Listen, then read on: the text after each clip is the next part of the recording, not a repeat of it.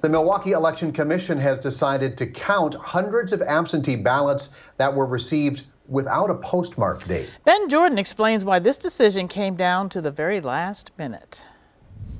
The Milwaukee Election Commission has identified 390 absentee ballots that were improperly postmarked by the Postal Service. The commission decided to still count these ballots, even though there's likely no way to prove they were mailed on time. How do we conclude exactly what happened? We can't. After hours of questions and debate, the motion passes 2-1. The Milwaukee Election Commission voted to accept absentee ballots that may or may not have been mailed on time.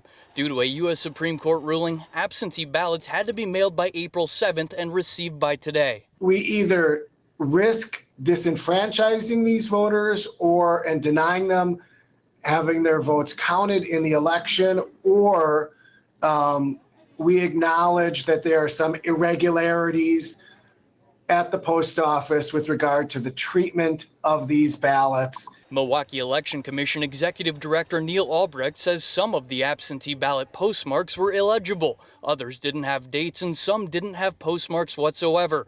Postal Service Marketing Manager Stan Franke says they're still trying to figure out why. In terms of postmark on a piece without a date on, I don't have an answer for you on that.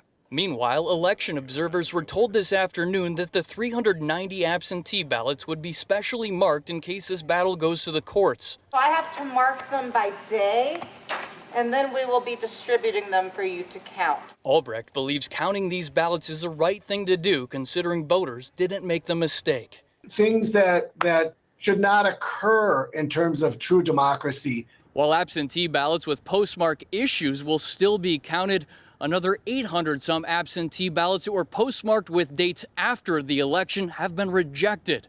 Reporting in Milwaukee County, Ben Jordan, TMJ4 News.